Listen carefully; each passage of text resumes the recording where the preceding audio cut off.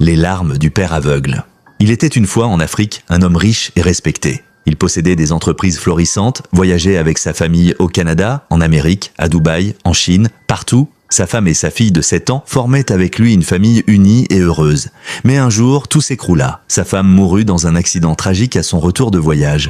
L'homme, brisé, resta seul avec sa fille. Ensemble, ils affrontèrent la douleur, serrés l'un contre l'autre, essayant de survivre à l'absence. Les années passèrent. Finalement, l'homme rencontra une autre femme. Belle, douce, attentionnée, elle s'occupait de la petite comme si c'était sa propre fille. L'homme y vit un signe du destin et décida de l'épouser.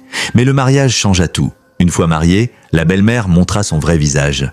Tous les travaux de la maison tombèrent sur la petite fille. Le ménage, la vaisselle, la cuisine, elle faisait tout, pendant que la femme s'installait dans le confort. Devant son mari, elle jouait l'épouse parfaite. Mais derrière son dos, elle devenait un monstre. Peu après, l'homme commença à avoir des douleurs aux yeux.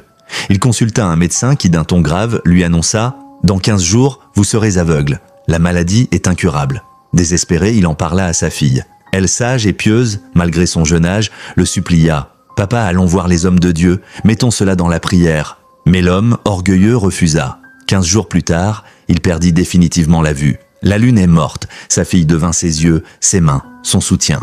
Mais la belle-mère profita de sa cécité. Elle commença à amener des hommes dans la maison, dilapidant l'argent de son mari, humiliant la petite fille, lui donnant les restes de nourriture comme à un chien. Un soir, alors que la petite nettoyait la cuisine, elle sentit un vent froid traverser la pièce.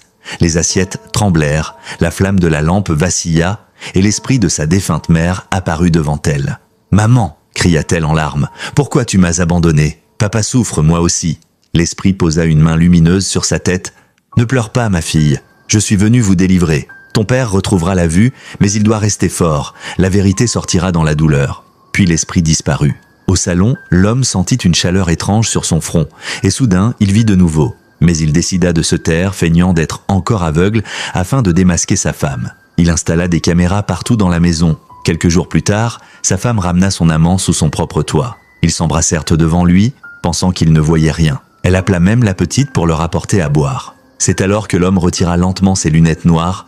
Ses yeux flamboyants fixèrent la femme. « Assez !» tonna-t-il d'une voix glaciale. « J'ai tout vu. Tes trahisons, tes humiliations envers ma fille. Tu as osé faire entrer ton amant dans ma maison devant moi. » La femme tétanisée s'effondra en larmes. « Non, ce n'est pas ce que tu crois. » Mais il brandit les preuves filmées. « Sors de ma maison avant que je n'appelle la police. Ne reviens jamais. » La femme s'enfuit en hurlant, maudite par ses propres mensonges. L'homme prit sa fille dans ses bras, des larmes coulant de ses yeux redevenus clairs. « Pardonne-moi, ma fille.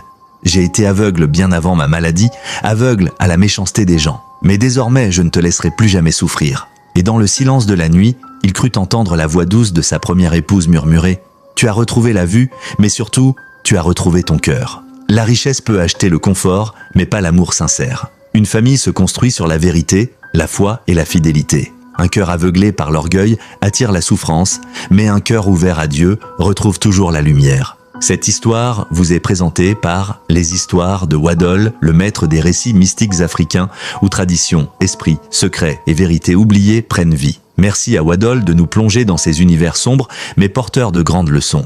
Que chaque récit réveille les consciences et que les ténèbres reculent face à la lumière.